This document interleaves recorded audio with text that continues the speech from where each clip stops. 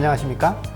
서울아산병원에서 주로 어르신들의 복잡한 문제를 듣고 같이 고민하는 노년내과 장일영입니다. 이번 시간에는 속이 안 좋을 때입니다. 소화가 불량이거나 아니면 자주 이렇게 신물이 올라오고 자주 체하시는 분들, 자주 쓰린 분들에 대한 이야기입니다. 젊어서부터 속이 되게 안 좋으신 분들이 많아요. 주변에 아마 그런 분들 꽤 있으실 것 같아요. 꽤 마르고 조금밖에 안 드시는 분들. 물론 식욕이 좀 적고 뭐 그렇게 드시는 것이 이렇게 꼭 나쁘고 이게 문제가 있다라고 반드시 생각하지는 않습니다. 그런데 이제 문제는 중년이에요. 중년에서 이제 노년기로 이렇게 접어들 때 이제 이런 분들은 좀 많이 불리한 면들이 있습니다. 보통은 근육도 적고 뼈도 좀 남들보다 약하고요. 흰머리도 좀 빨리 납니다. 좀 외형적으로 조금 빨리 진행하는 경향이 있습니다. 더 중요한 것은 건강학적인 관점에서 본인이 영양소를 저장하고 있는 양이 좀 많이 적어진다는 점이 사실 제일 문제예요. 뭔가 이런 음식이나 또는 영양소를 섭취를 하게 되면 그것을 근육이나 또는 간이나 몸에 필요한 곳곳에 쓰기도 하고요. 남는 것은 저장을 하게 되거든요. 그런데 그 양이 좀 많이 적은 분들이 이제 생긴다는 뜻입니다. 특히 나이가 들면 이 저장할 수 있는 양 자체가 전체적으로 좀 줄어드는데요. 특히나 이런 소화불량이 있고 또 많이 마른 분들은 저장하고 있는 양이 더더욱 좀 많이 줄어들고 몸에서는 생각보다 또 필요한 양은 또 많아지거든요. 나이가 들면 약간 결핍 또는 부족 증상을 만성적으로 호소하시게 됩니다.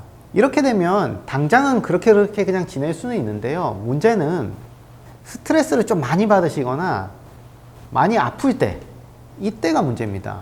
저장하고 있는 양이 너무 적기 때문에 이런 스트레스가 생기고 병 생기면은 못 이겨내요.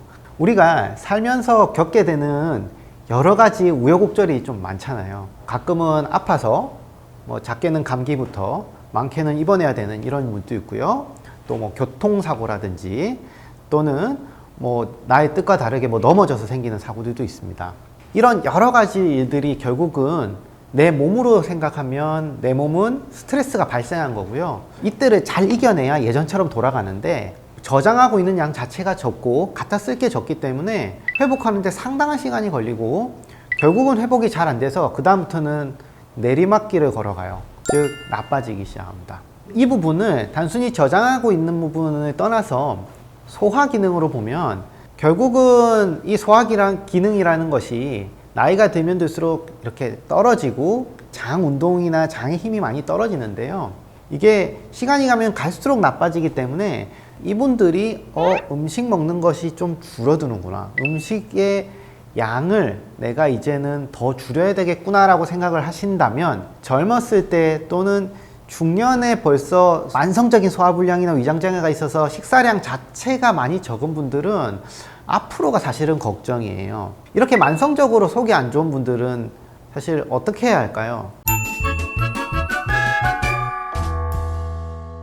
내가 먹고 있는 걸 한번 또 다시 돌아봐야 됩니다. 첫 번째는 비타민제를 좀 먼저 확인을 하십시오. 뭐 적게는 한 가지, 많게는 여러 알을 아마 드실 겁니다. 그런데 비타민이라는 것이요, 어떤 화학적 성분이나 구조는요, 비타민산이에요. 산.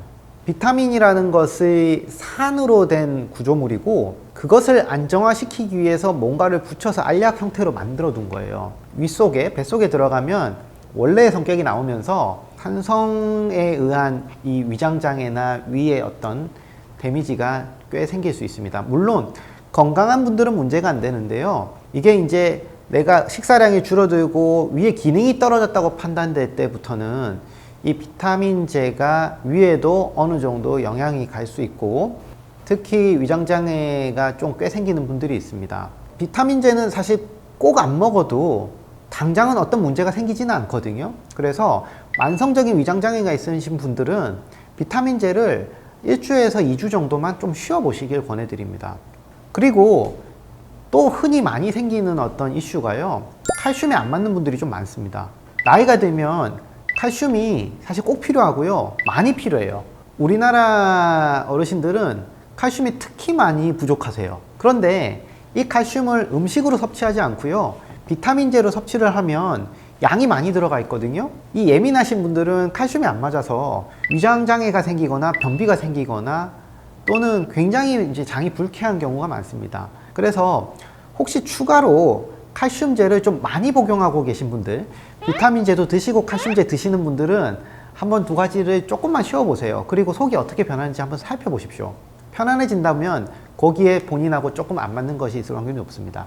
두 번째는 유산균이에요. 유산균도요, 이름에 산이라고 적혀 있잖아요. 사실은 많이 얼려놓은 균이에요. 그 균들이 이제 장에 들어가면 깨어나서 살아나서 활동을 하고 번식을 하면서 내 장에 자리 잡으려고 노력을 합니다. 그런데 원래도 내 장에 살고 있는 균들이 꽤 많거든요.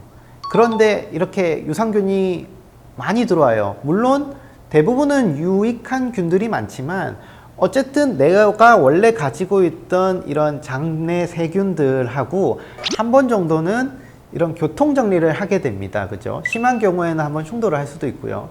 그렇게 되다 보면 이게 잘 안 맞는 경우가 문제인데 가스가 굉장히 많이 생겨요. 유산균을 먹고 나서 뭔가 확실한 이득은 없는데 가스가 좀 많이 생기는 것 같고 속이 꾸룩꾸룩 하면서 불편한 것만 계속 있다 그러면 적어도 그 유산균은 본인하고 안 맞는 경우가 있을 수 있습니다. 그러면 유산균을 쉬어 보시거나 또는 성격이 완전히 다른 걸로 좀 바꿔 보셔야 되고요. 시중에 파는 부분들은 아무래도 좋은 것을 많이 넣다 보니까 어떤 사람한테는 이런 효과가 좋지만 어떤 사람들한테는 그런 효과를 원치 않는 효과가 나올 수도 있습니다. 안 맞을 수 있다는 거죠. 그래서 유산균은 한 번쯤 검토를 다시 해보시는 게 좋을 것 같아요. 그리고 세 번째는 이 단백질 섭취가 너무 없은 기간이 오래되고 오랜 기간 동안 뭐 몇십 년 정도 이렇게 마른 분들은요, 장 자체가 힘이 너무 빠지게 되어 있습니다. 장이 되게 얇아져요. 이게 바깥에만 살이 빠지는 게 아니라 장도 살이 빠지거든요. 장도 굶고 있는 거예요, 사실. 그래서 이런 분들한테는요, 아무리 이런 비타민제나 다른 걸 먹어도 사실 효과가 거의 제한적이고 필수 아미노산 중심의 순수 단백을 좀 단기간이라도 좀 드셔보시는 게 좀 나을 수 있습니다. 너무 오랫동안 단백 섭취가 적었기 때문에 장이 조금은 정상화될 때까지 즉 힘을 주고 장도 조금 살아날 때까지 장에 맞는 것들을 조금 우리가 공급해주면 좀 도움이 되는 경우가 많고요. 네 번째는 그럼에도 불구하고 잘 안 되는 경우들인데요. 되게 스트레스나 불안증이 같이 있는 경우들입니다. 장은 움직이기 위해서 뭐 음식이 들어가면 스스로 움직이기도 하지만 사실 이 머리, 뇌의 지령을 받고 움직입니다. 그런데 스트레스나 불안증이 있는 사람들은 이 지령 자체가 굉장히 복잡하거나 꼬여 있는 경우가 많고 대부분은 이런 장에 너무 이렇게 긴장도가 올라가게 되면서 장 기능 자체가 많이 좀 떨어지게 되고 장이 편치 못합니다. 그런 경우는 이 말씀드렸던 아무리 좋은 것을 먹거나 아니면 약을 조절을 하더라도 계속해서 이런 위장장애가 생기는 경우들이 많아서요. 스트레스나 불안증 자체를 조금 경감시킬 수 있는 방법을 찾아야 됩니다.